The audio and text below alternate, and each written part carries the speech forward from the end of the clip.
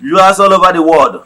For some of you that are seeing me for the first time, Eze-Ana Ugochi tubelu n'Oraifite Ọmaka Jugo. Abụ m onye isi nchụaja na Ugochi tubelu ọdịnala temple. Anyị na-achụ aja, gbaa afa, chụọ aja dị iche iche, lụkwazị ọrụ mmụọ dị iche iche. Abụkwazị m onye isi nchụaja na ọdịnala Restoration Evangelical Mission, bụrụ onye mgbasa ozi ọdịnala Igbo. So you can call me a priest or ọdịnala evangelist. I will answer. O nwere isiokwu anyị ji bịa. Isiokwu anyị ji bịa taa awụ gbara ọkpụrụkpụ. Ọ bụrụ na ị gee ntị, I can tell you, you will regret yourself. Because what you don't know remains a mystery to you.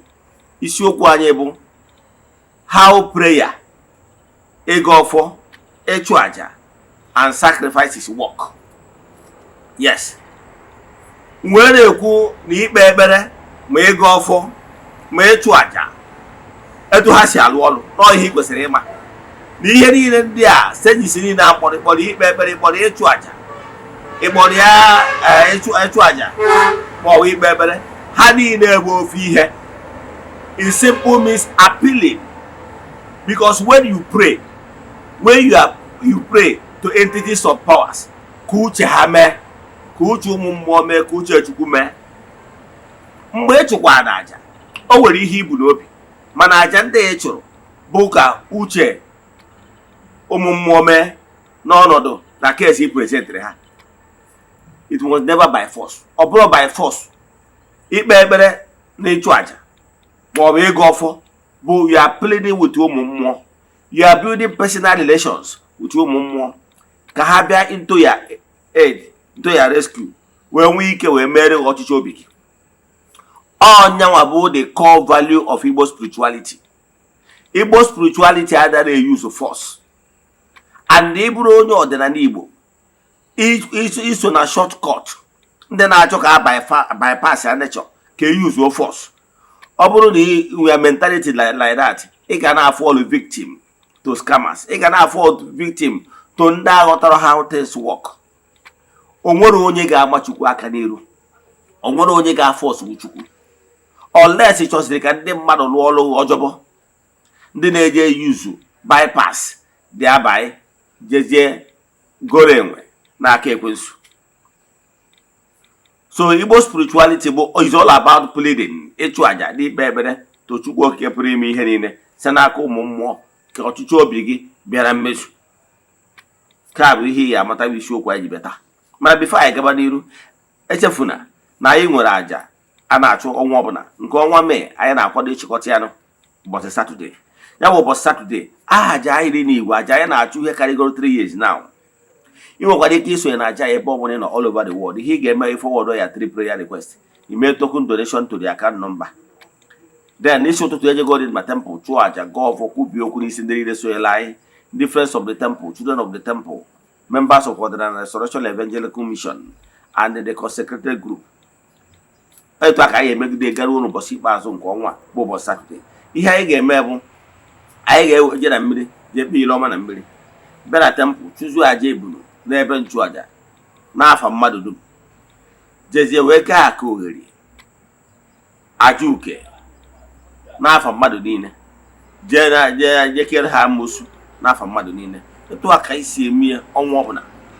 So ọ bụrụ na dị interested isonyere anyị na aja a na-achụ maka ọnwa nke June, ndị mmadụ ebukube gị, chaatị ya m na WhatsApp, ma ọ bụ na o nwere ajụjụ ị nwere na nkụzi a, ma ọ bụ na ịchọ ka agbara gị afa miri emi, chaatị ya na WhatsApp 08057836672 or 08138243871.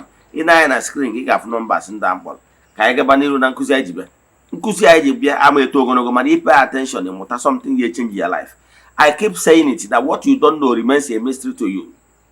And gwakwa gị seek for knowledge. If you are knowledgeable, ị bụrụ master. If you lack knowledge, ị bụrụ slave. O nwere ihe na-efegharị n'iru akwụkwọ ndị na-eme rituals, ịgwọ ọgwụ igbu mmadụ. Thinking na ụzọ a bụ ụzọ mmadụ si boycott nature. I can tell you na ọ bụrụ na itinye aka n'ihe ọjọọ, ọ ga-ala ndị gị into trouble. Ọ maka na ịghọta na-eto ụmụ ihe niile asị alụ ọrụ ka izi achọ ka ị bypass aje gwọọ ọgwụ ego. Nwere ihe dị ka ọgwụ ego. Ntị ọ dịkwa ka nkọwala gị ihe ịghọtara etu spirit si alụ ọrụ.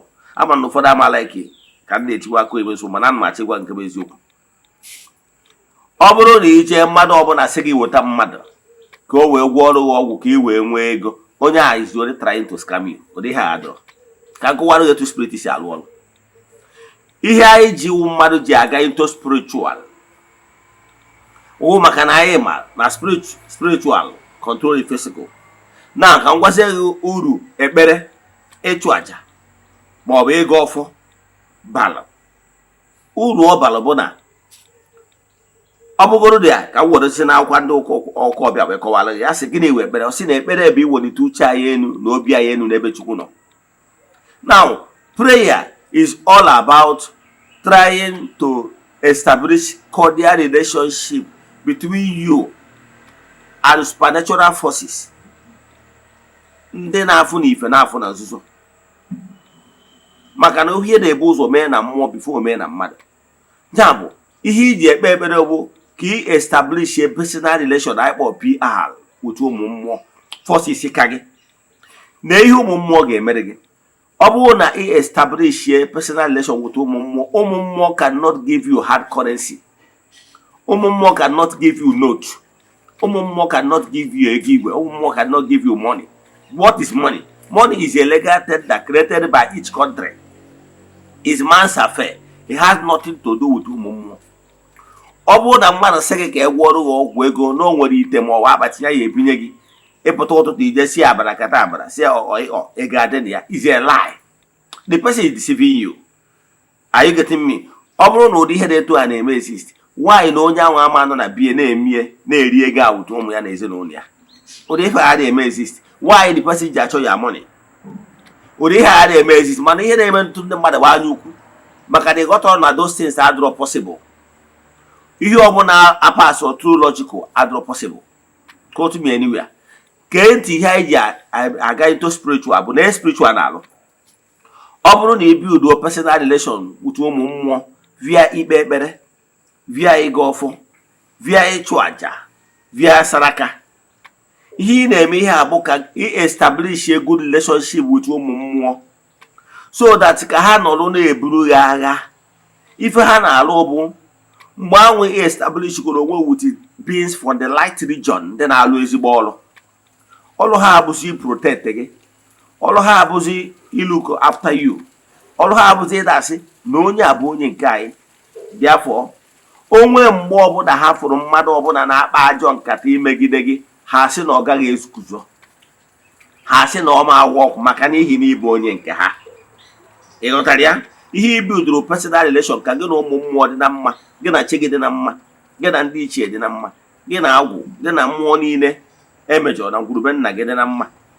Maka na ebe onye bi ka ọ na-awachi, gị na ha dị na mma, ha ga-eburu gị agha zoro ezo, buoro gị agha pụtara ihe. Ebe ọbụla maka n'ihi na ha agba ụmụ mmụọ, ọnya ka eji sị gị na onye buru chi ụzọ gbagbuo onwe ya n'ọsọ. Ime ebu chi gị ụzọ, chi gị ga-ebute ụzọ, ndị ichie na mmụọ niile gị na ha so a na-eso.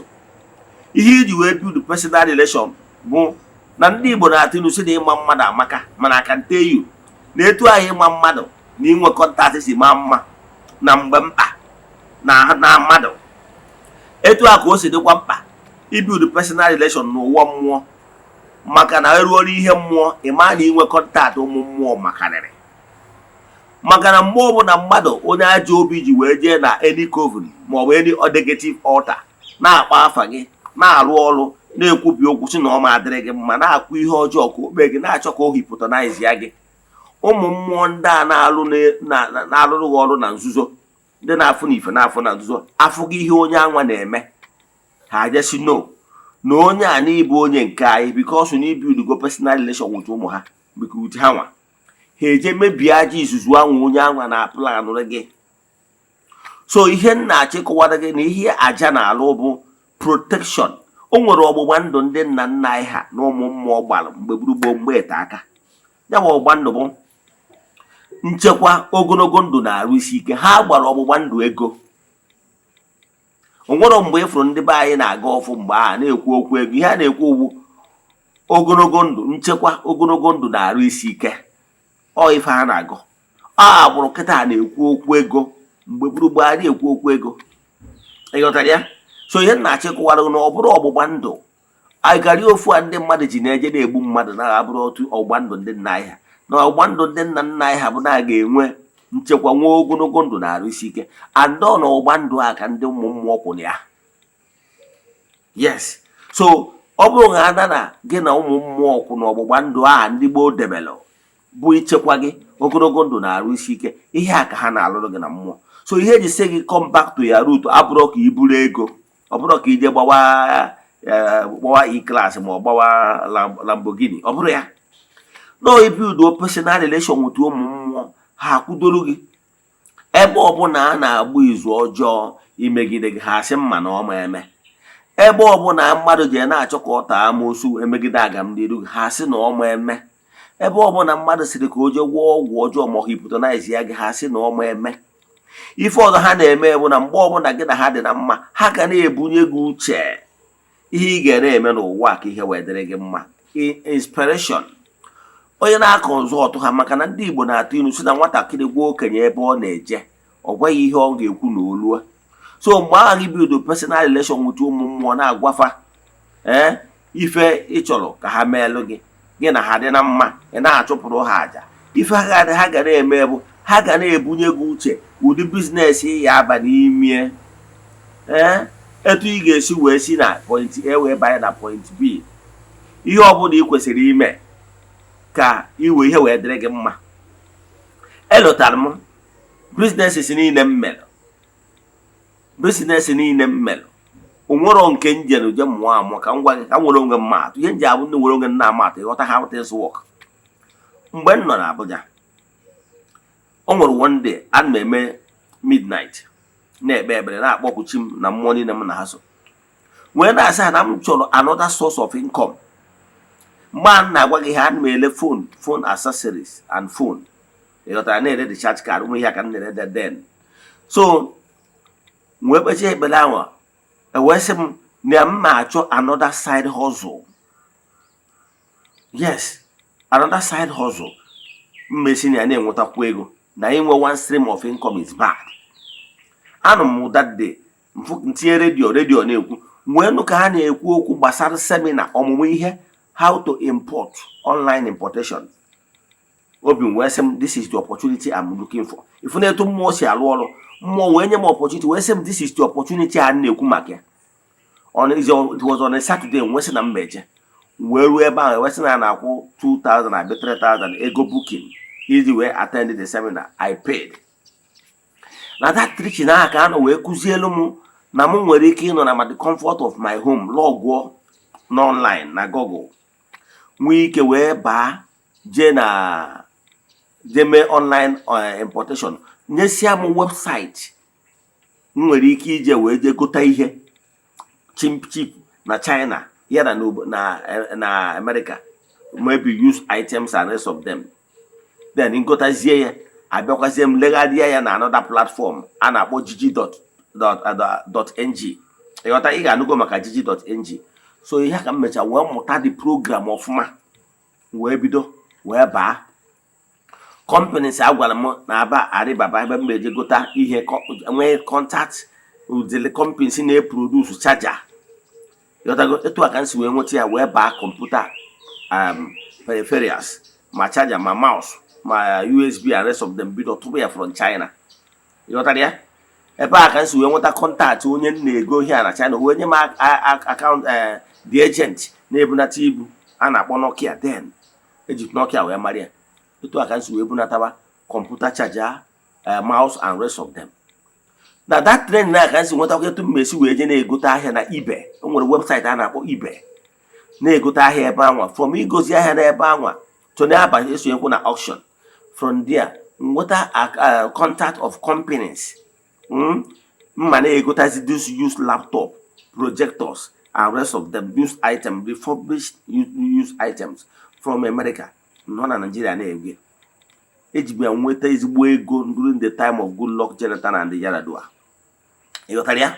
So ihe nji wee were onwe mmadụ from there wee si na computer, phone and phone accessories wee pụọ wee bazie into computer full time, na-ebunatazi ma desktop ma laptop and rest of them. Onye ọbụla nọ Abuja like last 10 years ya akọwala maka Noble Success Computers. eso m na companies ndị na-ele ahịa ọfụma because a na-ebu nata direct from US. Ifu na ihe contact nwere ike ime ihe a bụ ihe mmụọ mere. Then nọsizi Abuja mgbe m gbarataziri ịbịa asa my calling. Esi na nyawo that business ya nwee ebe obibi na Abuja. Nwekwa tenant place. Mgbe m gbarataziri na ndịda ịbịa asa my calling. Ihe ji wee chọ ka m were onwe m maatụ ka ị ghara ịbụ na na-akọ akụkọ ịkọcha. You can go and verify. Mgbe m gbarataziri na Abuja bido calling m. Yes. Bido calling m anwa bidozie close we business m na Abuja wee nata. Mgbe m bidoro ihe a obi mgbọsị na-eme one of the day na-eme midnight wee na-ajụ kedu business m ma abanye na m chọziri ịba into company. Message m nweta n'abalị ya bụ go and establish pure water company. Onwere onye guidere m nothing. Nsi ka m mesi bido nwere m na ebe m mara ya nothing. Asị m ga make inquiry. Etu aka nsi wee make inquiry the same day ka m gara within my clan, my village, nweta land. Ndị niile nwe the 2 plots ebe m lụrụ the factory happen to be my friends. Onye ọbụla mkpọrọ si ya nakwa ihe m chọrọ ịlụ ha sị m Eze-Ana na ha chọrọ ile a na-ele mma ngwa. Etu aka nsi gota dị ana. To cut the whole story short, that pure water company has been working almost 4 years now. About 4 years now. And it's doing very well. Gịnị ka m na-ekwu maka ya? Ihe m na-ekwu maka ya bụ na mgbe ọbụla ị na-akọnect with ụmụ mmụọ gwa ha ebe ị chọrọ ka ị nọ, ha ga-ebunye gị uche. So ihe mmadụ ji achụ aja na-eme ka anya na ụmụ mmụọ dị na mma bụ for innovation, inspiration, ideas. All those ideas anwa ka ọ ga-abụ put into practice o weta ego.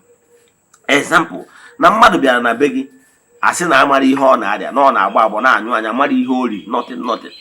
Inwa bụ dibịa ije ka ọzọ dị ọnụ okwu agwụ gị ha gwụrụ asị gị je weta ahịfịa nka ọdụ okwu gị je weta marigold gị je weta nka gị weta nka gị wegoro enyi ya na ọ ga-eneutralize ihe ọbụla bụla enye nsogbu n'ebe ọ nọ. Ịgbaba prepare those things nye o rie ya before you know it ọ lahụ ụla 5 minutes 30 minutes oteta ahụ ya dị oke. Ịghọtago?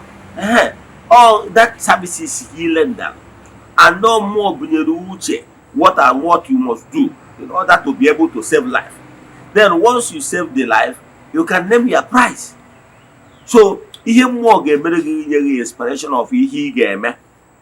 Ihe ahụ ị ga-emezi bụ services or goods in order to earn money. So no ihe ị na-eme ka ị ga-esi na anyezi monetary value ị ga-ewe bịa. O nwere ihe ọsọsọ jee na mountain mee 100 days fasting ka ị tata ụla bụ n'epilo ufu ego. Mmụọ nwere ike ime ihe ọsọ ya bụrụ ụdị okpere ọsọ ya bụ niile ebe mmụọ nwere ike ime maka na mmụọ amara ihe a na-akpọ legal tender. So onye na-asị gị ka o jee tụtara gị mmadụ ka o wee gbuoro gị oke ite ka ego bịa, onye a na-edisivu gị. Ihe ị niile bụ be at peace with your spiritual forces. Nwee kwụnye onwe gị n'ọkụ by ide eme meditation. Imecha meditation gwa ha kere ihe ha chọrọ ka ị bụrụ na ndụ a ha ga-enye gị inspiration. Ka m kwụsị ebe a. Inwe ajụjụ na nkụzi a maọbụ na ịchọ ka agbalị gị afa miri emi, chat me on WhatsApp 08057837672 or 08138243871. May the blessing of Chukwu Oke pray me here be with you all. May you be favored, may you be protected. Ka ọ dịkwa na echi niile n'oge awa nke eziokwu udo dịrị onye ọbụla.